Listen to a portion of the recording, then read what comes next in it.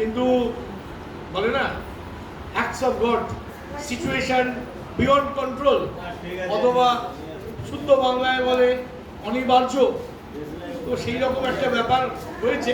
পুরোহিতরা এখনো এসে পৌঁছবে, কেননা তারা গাড়িতে উঠেছেন, এটা আমরা খবর পেয়েছি। কিছুক্ষণের মধ্যেই পৌঁছে গেল। তো ঠিক আছে, আমার কাছে এসে চুপ করে বসা, এই সৌভাগ্যটা তো আমাদের সবসময় হয় না। সবসময় আমরা দৌড়ে দৌড়ে দৌড়ে দৌড়ে দৌড়ে বেড়াচ্ছি। আজকে একটু মা একটু নিজের কাছে এনে আমাদের চুপ করে একটু বসিয়ে নিল।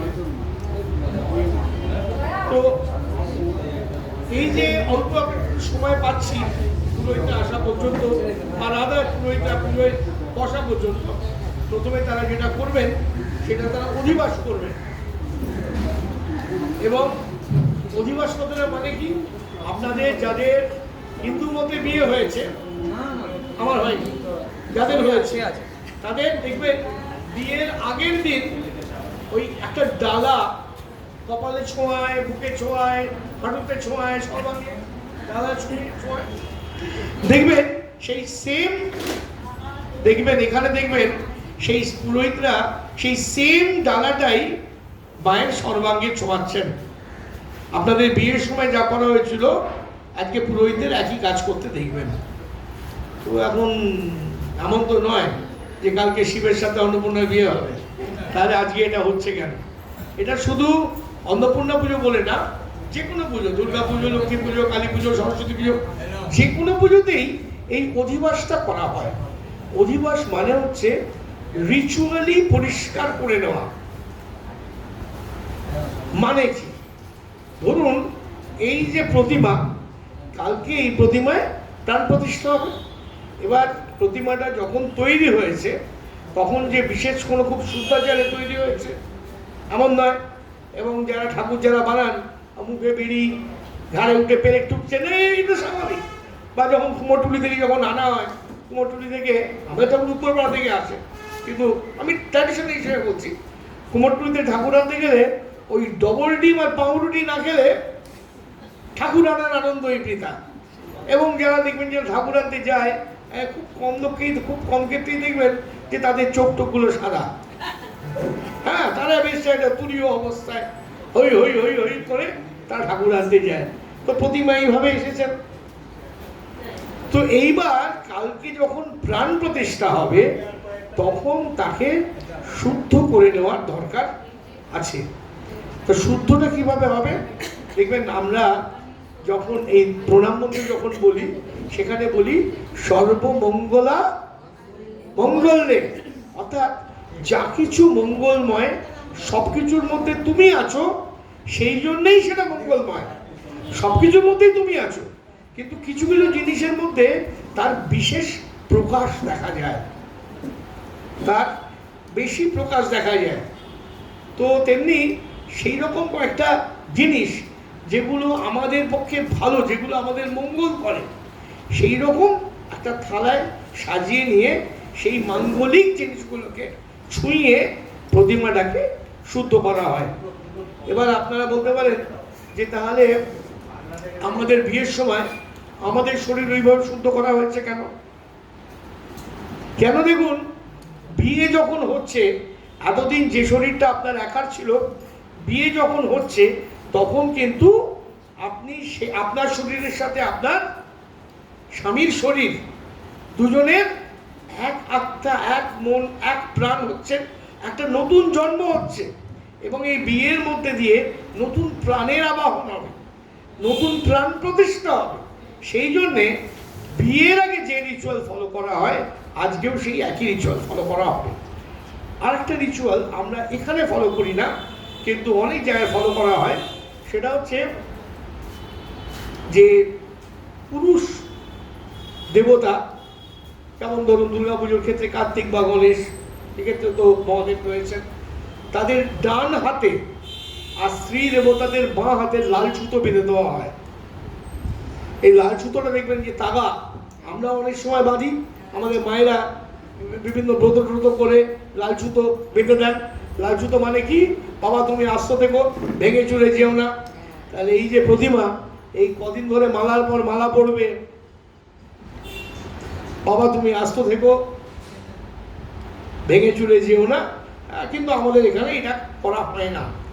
এটা গেল অধিবাস। এবং তারপরে যেটা হয়, অধিবাস কথাটার অ্যাকচুয়াল মানে হচ্ছে নিকটে বাস, কাছে থাকা, অধিবাস। হ্যাঁ, কালকে প্রাণ প্রতিষ্ঠা হবে তার জন্য। এবং দেখবেন এখানে দেখবে সেই ছিরি, যে আমরা শ্রী, সেই সেই সেই সেম জিনিস দিয়ে হচ্ছে। তারপরে যেটা হবে সেটা হচ্ছে আমন্ত্রণ। পুরোহিত যে আমন্ত্রণ করবেন, ওই দিক থেকে বাবা ওই পাশ দিয়ে, ওই পাশ দিয়ে যাও, সাইড দিয়ে যাও, সাইড দিয়ে যাও। পুরোহিত যে যে ইয়ে করবেন, আমন্ত্রণ করবেন, তিনি আর কি দেখবেন আমরা অনেক সময় হোয়াটসঅ্যাপ গ্রুপে আমরা লিখি পোলাইট রিমাইন্ডার,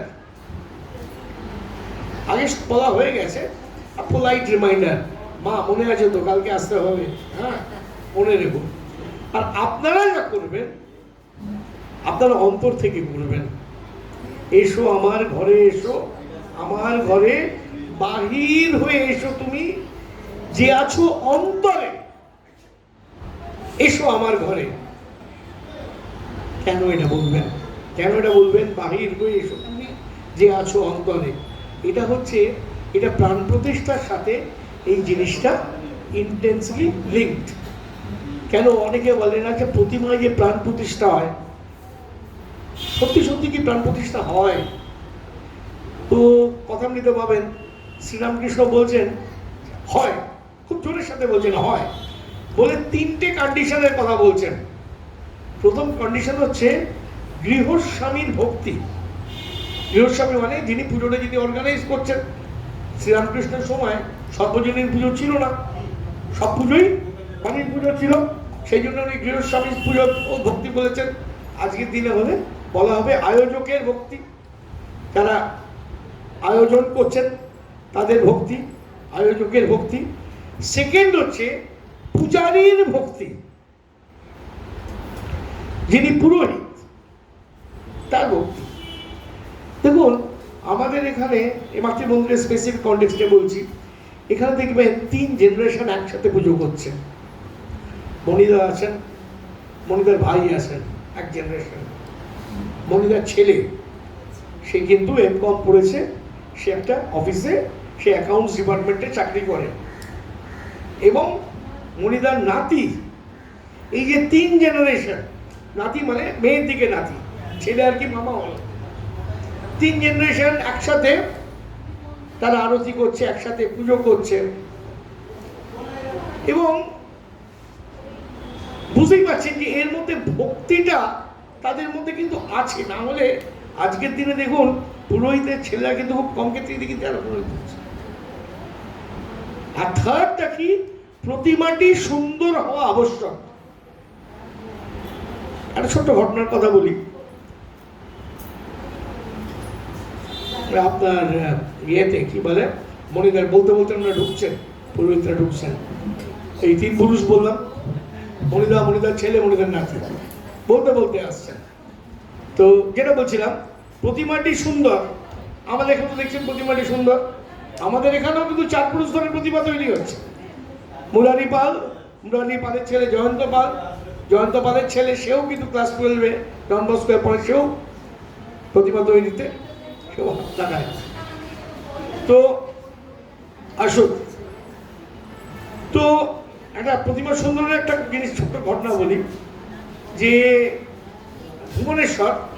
ভুবনেশ্বরে রামকৃষ্ণ মঠ স্থাপিত হয়েছে, বাসন্তী দুর্গাপুজো হবে। রাজা মহারাজের খুব ইচ্ছে ছিল বাসন্তী দুর্গাপুজো করবেন, দেখে যেতে পারেননি, তার আগেই দেহ গেছে, বাসন্তী দুর্গাপুজো হবে। এবার স্থানীয় শিল্পীকে দিয়ে প্রতিমা তৈরি করা হয়েছে। আর দেখবেন যাদের উড়িষ্যায় যারা দেখেছেন, ওখানে দেখবেন মুখগুলো বড় বড় হাঁড়ির মতো মুখ হয়, অন্যদের কাছে ওটাই ভালো লাগে, সবই জগন্নাথ স্টাইলে আর কি, বড় বড় চোখ, বড় বড়। তো সেই যে স্থানীয় শিল্পীকে দিয়ে প্রতিমা তৈরি হয়েছে, বেলুড় মঠ থেকে যারা গেছেন, বেলুড় মঠ থেকে যারা গেছেন, আসুন আপনি রেডি হয়ে নিন, যতক্ষণ আপনি রেডি হচ্ছেন ততক্ষণ আমি বলে যাবো, রেডি হলে বলবেন, থেমে যাবো। না, এখানে এটা খাওয়া যায়। যারা এখানে যারা গীতা চণ্ডী প্রত্যেক মাসের দ্বিতীয় রোববার যে গীতা পাঠ হয়, চতুর্থ রোববার যে কথামৃত হয়, যারা আসেন তারা জানেন যে আমার কাজ মানে এখানে আমার দায়িত্বটা হচ্ছে যতক্ষণ আসছে ততক্ষণ বলে যাও। কেননা যদি না বলি তাহলে নিজেদের মধ্যে নানা রকম আগডুম বাগডুম গল্প হবে, কিন্তু মায়ের সামনে বসে হ্যাঁ গল্প তো করবেনই। মায়ের কাছে এসেছেন, আপনারা যখন বাপের বাড়ি যান আপনারা গল্প করেন না? নিশ্চয়ই গল্প করেন। কিন্তু পুজোটা শুরু হতে যাচ্ছে, তার আগে কিছুক্ষণ পর্যন্ত কিন্তু মায়ের কথা ভাবা উচিত। মায়ের কথা ছাড়া অন্য কথা মনে আসতে দেওয়া উচিত নয়। তো যাই হোক, যেটা বলছিলাম, ভুবনেশ্বরে বাসন্তী পুজো হবে।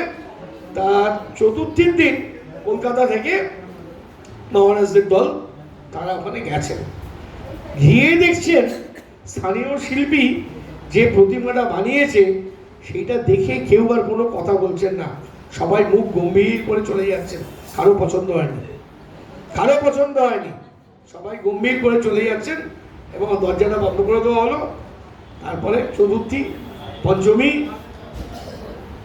কেউ আলোচনাই করছেন না প্রতিমা নিয়ে, অন্য কথা আলোচনা হচ্ছে। কেননা প্রতিমা নিয়ে কথা বলতে গেলে একটুখানি মন খারাপ হয়ে যাচ্ছে। ওমা, ষষ্ঠীর দিন যখন খোলা হলো তখন দেখা যাচ্ছে কি অপূর্ব প্রতিমা, কে করেছেন? না না, কোনো অলৌকিক ব্যাপার না। ওখানে একজন সাধু ছিলেন, স্বামী অম্বিকানন্দ নীরদ মহারাজ। নীরদ মহারাজ, যারা আপনারা যারা হাওড়ায় গেছেন, হাওড়ায় রামকৃষ্ণপুর, ওইখানে নীরদ মহারাজের বাড়ি, স্বামীজির পাগড়ি ওখানে রাখা আছে। এবং স্বামীজি ওই বাড়িতে ওইখানে বসে স্বামীজি স্থাপকায়স্য ধর্মস্য সর্বধর্ম ওইখানে বসে লিখেছিলেন এবং নিজের পাগড়িটা উপহার দিয়েছিলেন। তখন বাড়ির বউ গিন্নি যখন বললেন, মানে ভীষণ আপ্লুত হয়ে যে কি দেব আপনাকে, উনি বললেন একটু ভালো করে মুরগির ঝোল করো তো, মুরগির ঝোল আর ভাত খাবো। তো সেই সেই সেই জায়গায় নীরদ মহারাজ ওই বাড়ির ছেলে, স্বামী অম্বিকানন্দ বিরাট আর্টিস্ট ছিলেন। দেখছেন ওই কি হয়েছে, ওই যে চতুর্থী পঞ্চমী দুদিন নীরজ মহারাজ ভেতরে ঢুকে আস্তে আস্তে আস্তে আস্তে আস্তে আস্তে পুরো সাজিয়ে দিয়েছেন। এখানে যে মহিলারা আছেন, আপনার কাছে ব্যাপারটা খুব জটিল নয়। কেননা দেখবেন বিয়ের আগে যখন মেয়েরা যখন ওই কোণে সাজানোর এক্সপার্টরা যখন আসে, আমার তো অনেক সময় হয়েছে, চেনা মেয়ে তার বিয়ে হচ্ছে ছাত্রী, আমি গিয়ে গিরাম মানে মাথা টাথা চুল করছি, মানে এরকম তো কখনো দেখিনি আগে, এমন হয়ে গেছে, এমন সুন্দর করে দিয়েছে। তো নীরদ মহারাজও তেমনি করেছেন, ভীষণ সুন্দর করে মাকে সাজিয়ে দিয়েছেন বাসন্তী দুর্গার প্রতিমা। এবং তিনি বলছেন যে ঠাকুর তৃতীয় শর্ত হচ্ছে প্রতিমাটি সুন্দর হওয়া চাই। তো প্রতিমা যদি পছন্দ না হয় তাহলে সুন্দর করে নাও, সুন্দর করে নাও। তো যাই হোক, এবার দেখতে পাচ্ছেন বাবার একটু এই জগা জগা এই ইয়ের সাজা নিয়ে ভেতরে গেরুয়া গামছা আছে নতুন, বাবার একটু সাজগোজ হচ্ছে। শুধু মাই যে সাজবেন তা তো নয়, আর আমাদের মাতৃমন্দিরে আমাদের কিন্তু বাবার উপর টান আছে বেশি। দেখবেন বেল গাছের তলায় আছেন, উনি আমাদের গার্জেন। আর জিনিস বলে রাখি, এই যে শিবের এই যে শক্তি আর শিব অবিচ্ছেদ্য, দুজনকে একজন থাকলে একজনকে থাকতেই হয়, কিন্তু নানা রকমে থাকেন। এখানে যিনি আছেন এনার নাম দশবক্ত্র শিব। বক্ত্র মানে হচ্ছে মুখ, এই যে বক্তৃতা দিই আমরা, মুখ, তাহলে হ্যাঁ, তো এই দশবক্ত্র মানে 10 মুখ। তাহলে তো শিবের চেহারাটা রাবণের মতো হওয়া উচিত, 10 মুন্ডু, তা নয়। কেন 10 মুখ তার কেন না, ইনি 10, এখানে 10 কথাটা মানে হচ্ছে মেনি। 10 মিলি করি কাজ, হারি জিতি নাই লাজ, 1 বোঝা, 10 লাঠি, 10 মানে মেনি। তাহলে দশবক্ত্র শিব, যিনি নানা মুখে খান। ঠাকুরের জীবনের একটা ঘটনার কথা বলি, তখন ক্যান্সারটা তখন একটা চরম স্টেজেতে যাচ্ছে, সাংঘাতিক খারাপ অবস্থায় যাচ্ছে। তো খেতে পাচ্ছেন না এবং মানে গলায় ঘা হয়ে গেছে, এমনকি মানে পায়েসের মতো মানে পাতলা কিছু জল পড়লেও সেই ঘাটা চিরবির করে জ্বলছে, আর উনি কাঁদছেন। তো সেই না দেখতে পেরে শেষকালে শিষ্যরা বলছে যে মা তো আপনার কথা শোনেন, মাকে একটু বলুন না যাতে উনি আপনাকে খেতে দেন। ঠাকুরও যেরকম বালক স্বভাব, শিষ্যরা বলেছে। তারপর দিন কি গালাগাল দিচ্ছেন ঠাকুর, যখন গালাগাল দিচ্ছেন, একদিন তরুণ গোস্বামী, আপনারা অনেকে তরুণ গোস্বামী আপনারা জানেন, তরুণ এখানে আসে, প্রায়ই আসে, সেন্ট লরেন্সে তরুণ গোস্বামী। ও বলছিল যে আমি অরিজিনাল নিয়ে দেখেছি, কদমৃতের যে ম্যানুস্ক্রিপ্টস আমি দেখেছি, সেখানে দেখবেন যখন ছাপা হয়ে এসেছে স্টার মারা আছে, মানে কি ঠাকুরের গালাগাল। আর ঠাকুর যে গালাগাল দিতেন, ভয়ঙ্কর রকমের গালাগাল দিতেন, যার জন্য ব্রাহ্ম সমাজের লোকেরা বলতো যে উনি খুব মানে বিরাট মহান আত্মা, কিন্তু হলেও ঠিক কথাগুলি বলি অশ্লীল। তবু হ্যাঁ এটাও বলতো ওনার মুখে অশ্লীল কথাগুলো মিষ্টি লাগে। ঠাকুর সেই নামে অশ্লীল ভাবে শিষ্যদের ব্যাপক গালাগাল দিচ্ছেন, দিতে বলছেন তোদের জন্য আমার মার কাছে বেইজ্জত হতে হতো। কেন?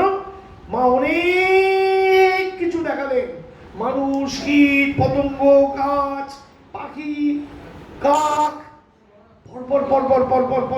পর দেখিয়ে বলতেন কি রে এই এতগুলো মুখে তো খাচ্ছিস, একটা মুখে খেতে কষ্ট হচ্ছে, কিন্তু ভাইয়া বলছেন যে যাতে আমি খেতে পারি, তাহলে তুই এতগুলো মুখে তো খাচ্ছিস, বলছে তোদের জন্য, তোদের বুদ্ধি চলে আমাকে মায়ের কাছে আমাকে বেইজ্জত হতে হলো। তাহলে ইনি হচ্ছেন দশভক্তশীল। 10 জনের মুখে যিনি খান, তার মরালটা কি দেখবেন। এই যে অন্নপূর্ণা পুজো খুব কম জায়গাতেই বাড়ির পুজো ছিল, এই সরি বড়বাড়ি পুজো প্রায় হয় না, অন্নপূর্ণা পুজো ইজ এসেনশিয়ালি বাড়ির পুজো। আমরা এই যে আমাদের 100 বছর হতে চলেছে, আমরা কিন্তু বহুদিন ধরে অন্নপূর্ণা পুজো কিন্তু অনেকে বলছে করো, আমরা কিন্তু করিনি, সময়ের অসুবিধে। কিন্তু তার থেকেও বড় কথা হচ্ছে, কিন্তু আলটিমেটলি আমরা করছি কেন না, অনেকেই বলছেন আমার মামার বাড়িতে হতো, আমার কাকার বাড়িতে হতো, আমার জানার বাড়িতে হতো, আমাদের বাড়িতে হতো, এখন হচ্ছে না, সেগুলো তোমরা করো। তো এসেনশিয়ালি বাড়ির পুজো। এবং কোন ধরনের বাড়িতে অন্নপূর্ণা পুজো হতো বলাই পর কথা বলছি, কোন ধরনের বাড়িতে অন্নপূর্ণা পুজো হতো? অবভিয়াসলি বনেদি বাড়িতে হতো। এবং যে কোনো বনেদি বাড়িতেই আগেকার দিনে একটা কিন্তু ওই সেবার চল ছিল।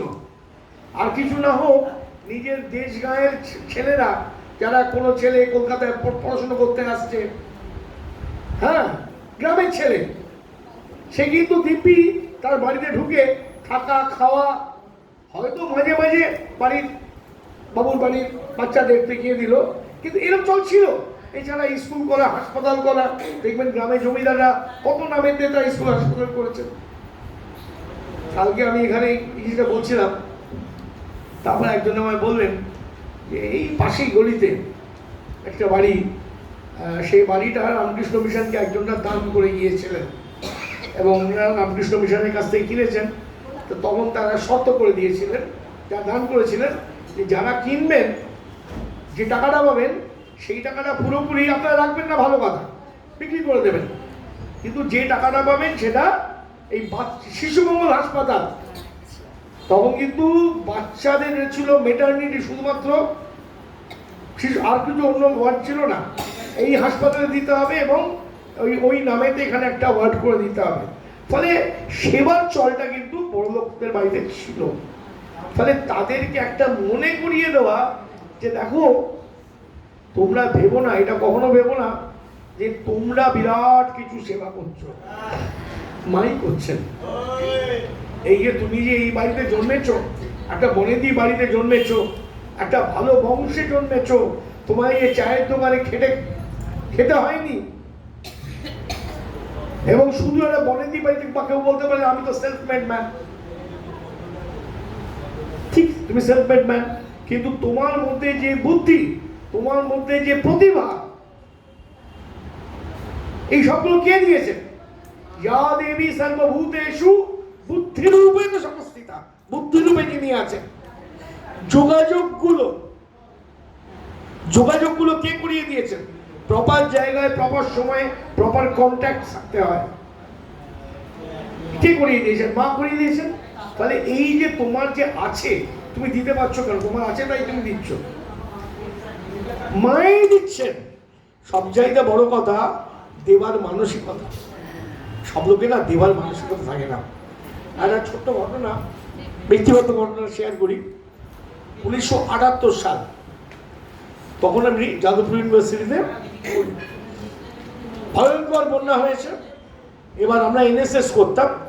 আমরা দুর্গাপুজোর মধ্যে আমরা সকালবেলা, দিনের বেলাগুলোতে আমরা রিলিফ তুলতে যেতাম, সন্ধ্যেবেলা ঠাকুর দেখতাম। তো একটা ইউনিভার্সিটির গাড়ি ছিল, একটাই গাড়ি ছিল, লঞ্চ গাড়ি। সে গাড়ি চললে থামে না, থামলে বহুত ঠেলে ফেলে চালাতে হয়। আর একটা ব্যাপার ছিল, তখন তো জেরক্স ছিল না, তাহলে ভাইস চ্যান্সেলরের একটা লেখা চিঠি, তার 10টা কপি, প্রত্যেকটা কপিতে আমার রেজিস্টার ছাপ মেরে ট্রু কপি করে দিয়েছেন। এই নিয়ে আমরা চাঁদা তুলতে যেতাম। তো এমন জায়গায় প্রথম দিন ঠিক হলো যে চলো যোধপুর পার্কের ওখানটাতে আমরা গাড়ি দাঁড় করাবো। কেন?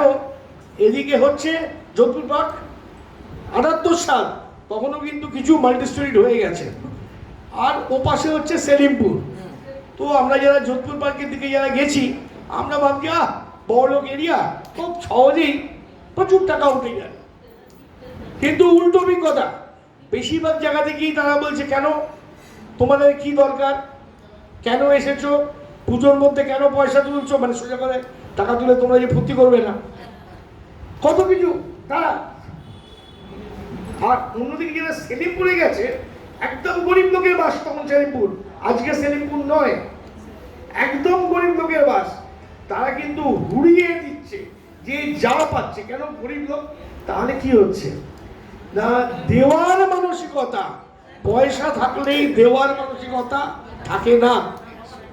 আজকে আমাদের এখানে নেই, যিনি সামনে নেই তার নামে বলা উচিত নয়, কিন্তু আমি বলছি, আমাদের গৌতম দা, তার একটা মনে খুব দুঃখ যে এইখানে সব বড় বড় বাড়ি, বাড়িতে BMW গাড়ি, এই গাড়ি, ওই গাড়ি, সেই গাড়ি, কিন্তু মাতৃমন্দিরে চাঁদা দেওয়ার বেলায় আরে থাকলেই সে দেবে নাকি? যার আছে তার আছে বলেই সে দেবে, এমন নয়। এই যে দেওয়ার মানসিকতা, এটাই তো মানদান, এটাই তো একটা বড় গিফট, এটাই তো একটা বড় গিফট। তাহলে কে দিচ্ছেন? মা দিচ্ছেন। কে নিচ্ছেন? তিনি নিচ্ছেন। কালকে এখানে গান হচ্ছিল, দিবাকরজি তার মধ্যে একটা গান করছিলেন, ছিলে জীব, ছিলে, গানটা এরকম, শিবময় এ ব্রহ্মাণ্ড, হে জীব তুমি জানো না, this cosmos is pervaded by God. হে জীব তুমি জানো না, ওটা আছে, তুমি জানো না, তুমি জানো না। বলতে বলতে বলছে যে ছিলে জীব হবে শিব। এই জন্য বলা হচ্ছে শিব জ্ঞানে জীব সেবা, শিবকে দিচ্ছি, এই জ্ঞানটা রেখে সেবা করা। একবার এই জায়গায় এটা ভীষণ সুন্দর পড়েছিলাম, একজন স্বামী, কোন স্বামীজির আমার নামটা মনে থাকে না, এমন সব নাম দেন না, এমন বিশাল বিশাল বিশাল বিশাল নাম দেন, সে মনে হয় যেন ব্রিজের উপর দিয়ে রেলগাড়ি চলে যাচ্ছে ঝমঝম ঝমঝম করে, মানে নামটা মনে নেই। সেই সাধু, এই হলে বলবি, সেই সাধু তার রিলিফ যাওয়ার অভিজ্ঞতা কথা বলছেন, রিলিফ করে ফিরেছেন। স্বামী শারদানন্দ মঠের সেক্রেটারি আর আরেকজন প্রবীণ সাধু, দুজনে আছেন। বলছেন কি দিলি তোরা, যে গেলি তোরা কি দিলি? সে সন্ন্যাসী, সন্ন্যাসী টকবক করছে, এত শাড়ি, এত ধুতি, এত এই, এত দাঁড়া, ওর রিপোর্ট আমরা পড়েছি, তুই কি দিলি? তখন সে একটু ঘাবড়ে গেছে, মানে দেখুন, আমি তো একটা স্কুলে পড়াতাম, আমি তো তখন মাইনে পেতাম, তারপরে আমি তো সাধু হয়েছি, আমার তো কোনো রোজগার নেই, আমি আর কি দেবো? মানে দেখ, তুই যেগুলো দিয়েছিস বলছিস, ওগুলো হচ্ছে অন্য লোকের কাছ থেকে কালেক্ট করা জিনিস, অন্য লোকের কাছ থেকে কালেক্ট করে তুই ডিস্ট্রিবিউট করেছিস। ডিস্ট্রিবিউট করা দেওয়া দুটো এক নয়। তুই ডিস্ট্রিবিউট করেছিস, তুই কি দিয়েছিস?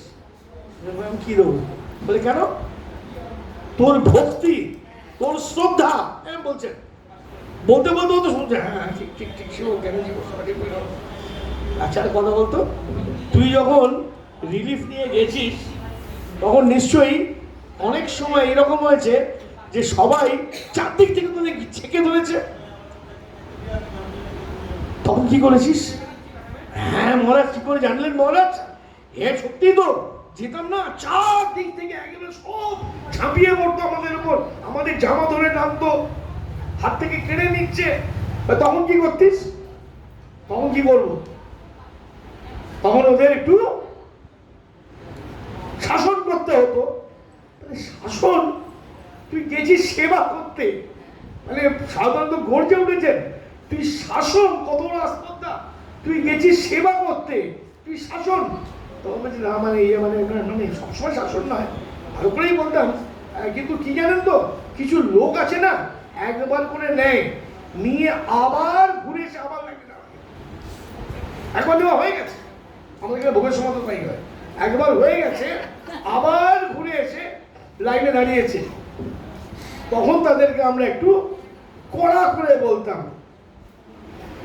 সাধারণত গম্ভীর হয়ে গেলেন, মানে না, কড়া করে বলবি না, হাত জোর করে বলবি যে দেখুন, আমরা যা জিনিস এনেছি আপনাদের জন্যই তো এনেছি, আপনাদের জন্যই এনেছি, কিন্তু আপনাদের মধ্যে অনেকে আছে যারা এখনো একবারও পায়নি, আপনি তো একবার পেয়েছেন, যদি কিছু বাঁচে আপনাদের এখানেই তো দিয়েই যাব, কিন্তু আগে আপনার যারা প্রতিবেশী আছে সবাইকে অন্তত একবার করে নিতে দিন।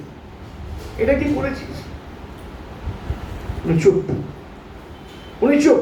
কিন্তু এইটা আমি নিজে ব্যক্তিগতভাবে এই পদ্ধতি প্রয়োগ করে দেখেছি, ভীষণ ভালো কাজ হয়। আমি যখন সেন্ট জেভিয়ার্সে পড়াতাম, আমাদের একটা সিস্টেম ছিল, আমরা ক্রিসমাসের সময় মাঝরাত্রে এই ফুটপাতে বাসিন্দাদের মধ্যে কম্বল বিক্রি করতাম, সেখানে কিন্তু আমরা এটা করেছি যে বাবা আপনি তো একবার পেয়েছেন, দেখুন আরো এরকম কত, তখন উল্টে তারাই হেল্প করে, উল্টে তারাই অন্য যারা আছে তাদেরকে ভাগিয়ে দেয়, তাহলে দাঁড়া দাঁড়া দাঁড়া, এই আমরা তো একবার নিয়েছি, ওদের দিতে দেয়। তো সেই জন্য সেটা হচ্ছে শিব জ্ঞান। শিব জ্ঞান হলে কি হবে? অটোমেটিক্যালি ভক্তি চলে আসবে, ভক্তি এলে অটোমেটিক্যালি ধৈর্য আসবে। সেই জন্যে এই সামনে যিনি আছেন দশভক্ত শ্রী, সেই জন্যে অন্নপূর্ণা পূজা, আবার বলছি অন্নপূর্ণা পূজা বনেদি বাড়িতে হয়। কিছু কিছু বনেদি বাড়িতে আমি দেখেছি, নাম করবো না, কাজের মধ্যেও দেখেছি, তারা দেখছি তারা বাড়ির গেট বন্ধ করে রাখছে, ভেজিয়ে রাখছে, নির্দিষ্ট নিমন্ত্রিত ব্যক্তি তারা জানেন, তারা গেট করে ঢুকছেন, এমনিতে গেট ভেজিয়ে রাখছে না। তাদের বাড়িতে নৈবেদ্যের অসম্ভব ঘটা, 13 রকম ভাজা, আর কত রকমের চচ্চড়ি, কত রকমের ডালনা, কত রকমের কি, আপনি সে মাছ শেষ করতে পারবেন না, একটু শেষ করতে পারবেন না। সেই জন্যই তারা কি করছে, তারা দরজা ভেজিয়ে রাখছে। যারা নির্দিষ্ট নিমন্ত্রিত তারা জানেন দরজা ভেজানো রাখবে, দরজা খুলে। ওইটা অন্নপূর্ণা পূজার হচ্ছে না। অন্নপূর্ণা পূজার মেন কথাটাই হচ্ছে, যিনি আসুন না কেন রবাহুত, অন্নপূর্ণা পুজোর মন্ত্র বলছে রবাহুত। রবাহুত মানে এই পুজো হচ্ছে, পুজো হচ্ছে, রব শুনে চল চল চল সারা মাতৃমন্দিরে ভোগ দিচ্ছে, এই হচ্ছে রবাহুত। রবাহুত অনাহুত, যাকে তুমি ডাকনি, সবাইকে সম্মানিত অতিথির মর্যাদা দিতে হবে, তবেই অন্নপূর্ণা পুজো, তবেই কিন্তু দশভক্ত শিবের যথাযথ সেবা হবে। ফলে যার জন্য আমরা বলি, যারা এখানে যারা ভোগ যারা বিতরণ করেন, একটা কথা তারা মনে রাখবেন, যেটা তারা দিচ্ছেন তারা কিন্তু নিজের বাড়ির জিনিস দিচ্ছেন না, মায়ের হয়ে তারা দিচ্ছেন। তাদের এটা বিরাট বড় প্রিভিলেজ যে তারা মা তাদেরকে এই সুযোগটা দিয়েছেন দেওয়ার। কিন্তু দেওয়ার সময় মনে রাখতে হবে যাকে তাকে দিচ্ছেন না, মানে যত্ন করে, যত্ন সহকারে, ভালোবাসা সহকারে দিতে হবে। এই হচ্ছে অন্নপূর্ণার শিব। আর এই কত বাকি নেই, আর জাস্ট একটা কথা বলে শেষ করছি। এই যে বলছি শক্তি ছাড়া শিব হবে না, আবার শিব থাকলে শক্তিকে থাকতেই হবে। জগদ্ধাত্রী শিব, তাকে কেউ দেখেছেন? শিব দেখবেন না, চালচিত্র নেই, কিন্তু যখন জগদ্ধাত্রী পুজোয়, অন্নপূর্ণা পুজোয় যখন অঞ্জলি দেবেন তখন দশভক্ত শিব সহিত অন্নপূর্ণায় ছোঁয়া বলে দেবেন। কিন্তু জগদ্ধাত্রী পুজোয় যখন দিচ্ছেন তখন বলছে নীলকণ্ঠ শিব সহিত, কিন্তু নীলকণ্ঠ শিবের কোনো মূর্তি কোথাও নেই। নীলকণ্ঠ শিব কে?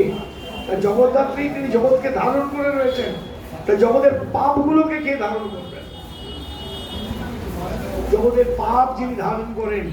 নীলকণ্ঠ শিবের ধ্যান মন্ত্রে বলা হচ্ছে গলাটা ঠিক আকাশে দেখুন বিদ্যুৎ চমকায়, নীল বিদ্যুতের যন্ত্রণায় নীল হয়ে গেছে, কিন্তু তিনি অদৃশ্য থেকে আমাদের সবাইকার পাপ তিনি ধারণ করেন। এবং দেখবেন মায়েরা নীল ষষ্ঠী করে। নীল ষষ্ঠী একটা মজার ষষ্ঠী, ওটা কিন্তু ষষ্ঠী দিতে সবসময় হয় না। নীল ষষ্ঠী হচ্ছে চৈত্র সংক্রান্তির আগের দিনে হবে, ওইটা ক্যালেন্ডারে মিলিয়ে দেখবেন, ওটা সবসময় ষষ্ঠী তিথিতে হয় না, কিন্তু আমরা পপুলারলি ওটার নাম নীল ষষ্ঠী। কেন মায়েরা কেন করেন? সন্তানের, অবভিয়াসলি বলবেন সন্তানের মঙ্গলের জন্য, তো সব ষষ্ঠী তো সন্তানের মঙ্গলের জন্য, এক এক ভাবে মঙ্গলের জন্য। নীল ষষ্ঠী হচ্ছে সন্তানের যা পাপ, সন্তান যদি কোনো দোষ করে থাকে সেই কর্মফল মা বলছেন আমি ভোগ করব। কর্মফল থেকে তো রেহাই নেই। সন্তানের কর্মফল মা বলছেন আমায় দাও, আমি ভোগ করব। একবার একটা বাচ্চা এইখানে এসে, ছোট বাচ্চা পায়খানা করে দিয়েছে, এবার কে পরিষ্কার করবে? আপনারা বলুন কে পরিষ্কার করবে? তার মা করবে। সেটা আপনি করবেন না বা আমিও করবো না, অবভিয়াসলি তার মা করবে। তো ওইটা হচ্ছে নীল ষষ্ঠী, আমাদের সকলের পাপ যিনি বহন করছেন। ফলে শিবকে যদি ভালোবাসেন, এখানে অনেককে দেখি খুব মানে শিবের মেয়েদের মধ্যে খুব শিব ভক্ত, শিবকে যদি ভালোবাসেন পাপ অ্যাভয়েড করবেন, এমন কিছু করবেন না যার জন্য তার গলায় ওই নীল দাগটা আরো মোটা হয়ে যায়। আর দুর্গার মাথার উপর যিনি আছেন চলচ্চিত্রে, সেই শিবকে দেখবেন একদম তাকে ঠাসান নিয়ে বিনা বাজাচ্ছে। তো একজন বলছে, কমন যে ধারণা, যে বউ বাপের বাড়ি গেছে, কি আনন্দ, বাড়িতে মাজিল্লা বসে বিনা বাজাচ্ছে। না, সেই আইডিয়াতে নয়। এটা হচ্ছে উনি হচ্ছেন সাক্ষী চৈতন্য। উনি ওইখান থেকে বসে দেখছেন এই যে মানব জন্মটা দিলাম, এই মানব জন্মটা নিয়ে তুমি কি করছো বাচ্চা। উনি সাক্ষী, উনি তোমার হয়ে কিছু করে দিচ্ছেন না। তুমি খারাপ করলে উনি দৌড়ে এসে বলবেন না এই করছিস কেন, ভালো করলে বলবেন না আহ কি ভালো, উনি চুপচাপ দেখে যাচ্ছেন এই যে মানব জন্মটা দিলাম, এই মানব জন্মটা কি করে তুমি অতিবাহিত করছো। তাই ওনাকে চট করে দেখাও যায় না। দুর্গার মুকুটের আড়ালে খুব ভালো করলে, খেয়াল করলে ওনাকে দেখা যায় সাক্ষী চেতা শিব। এইভাবে একই শিব নানা ভাবে নানা রূপে রয়েছে।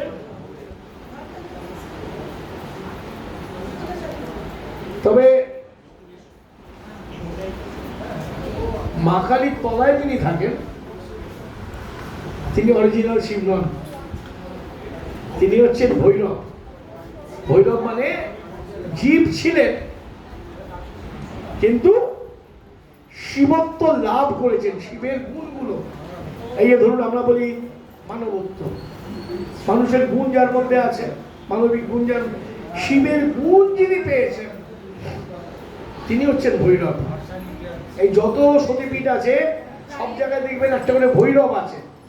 ভৈরব মানে কি? সেই সাধক সেখানে তপস্যা করে পীঠকে জাগিয়ে রেখেছেন। এই যে নকুলেশ্বর ভৈরব, নিশ্চয়ই কোনো সাধক ছিলেন, হয় তার নাম নকুল নয় নকুলেশ্বর, বা একাধিক সাধক থাকতে পারে।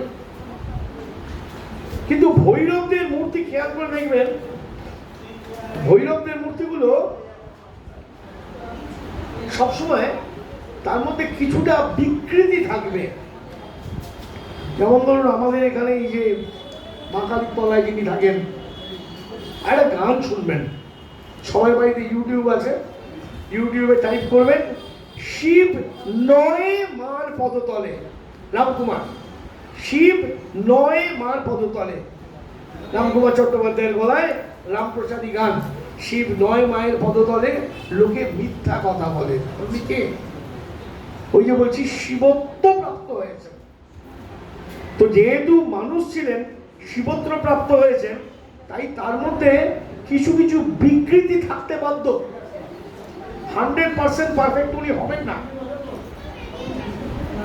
আমাদের এখানে মা কালীর তলায় যে শিব, যে মহাকাল ভৈরব, একবার আমার মনে আছে মুরারি বাবুকে বলেছিলাম এই সব এত সুন্দর হয়, খালি শিবের এই ঠিক আছে, পা দুটো এরকম ছোট্ট করেন কেন? ওটাকে তো একটু বড় করে মানে মানানসই মানে না না না না না আমরা এটাই শুনেছি। ও একটা বা দেখবেন অন্যান্য জায়গাতেও যে মহাকাল ভৈরব বিভিন্ন জায়গায় আছেন, দেখবেন কি ভয়ঙ্কর মূর্তি, অথচ দেখবেন শিবত্ব প্রাপ্ত হয়েছে। তাই এনাদের সবাইকেই কিন্তু আমরা শিবলিঙ্গের ওপর এদের সকলের পূজা হয়। এই বদল হলো। আচ্ছা, এবার আরেকটু প্রাণ ভরে মা সেজে নিয়েছেন, বাবাও সেজেছেন, আর ওই পাশে আছে কে আছে? ও পাশে কে? দেখবেন এই যে মঠ মিশনগুলোতে, এই রামকৃষ্ণ মিশন বলুন, শিল্প মিশন বলুন, সব জায়গায় অন্নপূর্ণা পুজো হয়, সব জায়গায় অন্নপূর্ণার সাথে শিবই থাকে, পাশে ওজন থাকেন না। যার জন্য মনে আছে আগেবার ওই দিবাকর চৈতন্য কি এসে না অবাক হয়ে বলছেন ইনি কে? সাধু তো দেখেননি কোনদিনও। তা উনি হচ্ছেন নন্দী, শিবের ষাঁড়।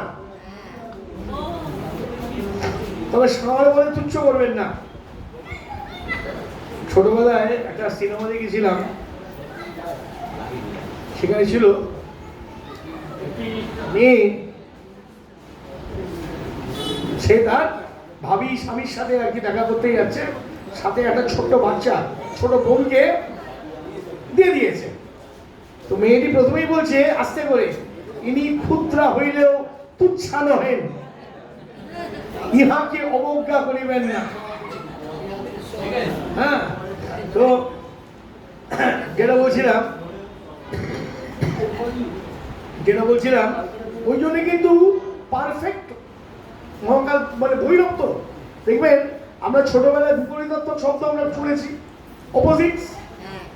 ঈশ্বর যদি নরদেহ ধরেন, তার জীবদেহ ধরেন, নর কেন মৎস্য কুর্ম বরা, তখন তাকে কি বলে? ঈশ্বর জীবদেহ ধরলে কি বলে? ঈশ্বর নেমে এসেছেন, অবতার। শ্রীরামকৃষ্ণ অবতার, যীশু খ্রিস্ট অবতার, অবতার। আর উল্টো প্রসেসে মানুষ দেবতা হচ্ছে, সে হচ্ছে ভৈরব। যেমন ধরুন তারাপীঠ, বাবা খেপা, কাউকে কখনো বলতে শুনেছেন বাবা খেপাকে অবতার? তারাপীঠ ভৈরব, তারাপীঠ ভৈরব। এবং মনে রাখবেন, ভৈরবের দেখা না করলে, ভৈরবের পুজো না করলে আপনার কিন্তু সতীপীঠ দর্শন। কেন? ওই ভক্ত, ওই ভক্তের মধ্যেই তো ভক্তের হৃদয়, সেটাই তো ভগবানের বৈঠকখানা। ভৈরব বেনারসে কাল ভৈরব দর্শন বেনারসে কাল ভৈরব, কাল ভৈরব হচ্ছেন কোতোয়াল, কোতোয়াল বেনারসে কাল ভৈরব হচ্ছেন পুলিশ কমিশনার, শান্তি রক্ষা করছেন। বেনারসে গেলে কাল ভৈরব দর্শন করতে হবে। উজ্জয়িনীতে আছে মহাকাল ভৈরব, তাকে চিতার ছাই দিয়ে তার ভস্মারতি হয়। শুধু চিতার ছাই দিয়ে ভস্মারতি হয় না, তাকে প্রচুর পরিমাণে বাংলা মদ ভোগ দেওয়া হয়। আমার মা গিয়েছিলেন এবং মা গিয়ে কারণ বাড়ি, মা বলে আমি কি হবে, বলি কারণ বাড়ি বাবা বলে সহ্য করতে পারবি না, তোরা সব বিলিতি খাওয়া মানুষ, এসব সহ্য করতে পারবি না। আর আমি কে বললো পারবো না, সহ্য হয়ে গেল। কিন্তু কারণ বাড়ি ভৈরব, কারণ বাড়ি দিয়ে তার পুজো হয়। ওই যে বলছি মানুষ থেকে দেবতা হয়েছে, ফলে ওই জায়গাগুলো যাবে কোথায়? আচ্ছা, এবার এবার এবার এবার আপনি মাকে দেখুন, মা সেজেছেন, বাবা সেজেছেন, নন্দী সেজেছেন। আর যেটা বলছি ক্ষুদ্রা হইলেও তুচ্ছা নয়, কেন বললাম? অন্য কথায় চলে গিয়েছিলাম, রেফারেন্সটা বলি। নন্দী কিন্তু জ্ঞানী। আমাদের এখানে যে পুরাণ অনুযায়ী পূজা হয় সেটা হচ্ছে বৃহৎ নন্দিকেশ্বর পুরাণ। বেলুর মঠেও বৃহৎ নন্দিকেশ্বর পুরাণ পুজো হয়। তো এই নন্দিকেশ্বর পুরাণ কাকে বলছেন? নন্দী বলছেন কিভাবে মায়ের পুজো করতে হবে। নন্দী মা বাবাকে সবচেয়ে ক্লোজলি দেখছেন, নন্দী বলছেন কিভাবে পুজো করতে হবে। তাই নন্দিকেশ্বর। এবং বৃহৎ কেন? নন্দী তো সারাক্ষণ ধরেই আছেন, ডেডিকেটেড, আর কোনো কাজ নেই, সেই জন্যে ওই পূজা পদ্ধতিও বৃহৎ। কতটা বৃহৎ নিজের অভিজ্ঞতা থেকে বলছি। তারাপীঠে দোলা আছে, দোলা জানে, তারাপীঠে রামকৃষ্ণ মহামণ্ডলে আমি বাসন্তী দুর্গাপুজো দেখতে যেতাম। আপনার অন্নপূর্ণা হচ্ছে আর যেতে পারি না, তখন যেতাম।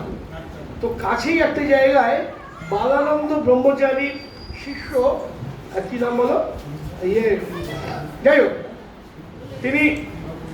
তিনিও বাসন্তী পুজো করতেন। তো এইখানে পুজো হচ্ছে বৃহৎ নন্দিকেশ্বরে, ওইখানে পুজো হচ্ছে কালিকা পুরাণ মধ্যে। আমি ওখানকার পুজো শেষ করে এখানে এলাম, ওখানে পুজো শেষ করে এখানে পুজো তখন 50% কমপ্লিট হয়নি। বৃহৎ নন্দিকেশ্বর, প্রচুর খুঁটি নাটি দিয়ে প্রচুর নিষ্ঠা বলে যারা পুজো করতে পারেন তাদের জন্যে সেইটা কিন্তু এই নন্দীর ঈশ্বর। তাহলে এই জন্য বললাম ক্ষুদ্রা হইলেও তুচ্ছা নয়। এত বড় ভুঁড়ি দেখে ওনাকে তাচ্ছিল্য করবেন না। জ্ঞানময় কোষ। এবার এনারা সাজাচ্ছেন, এরপরে আমরা একটু মাকে চুপ করে, এবার মাকে চুপ করে দেব। কি বলছেন দিদি?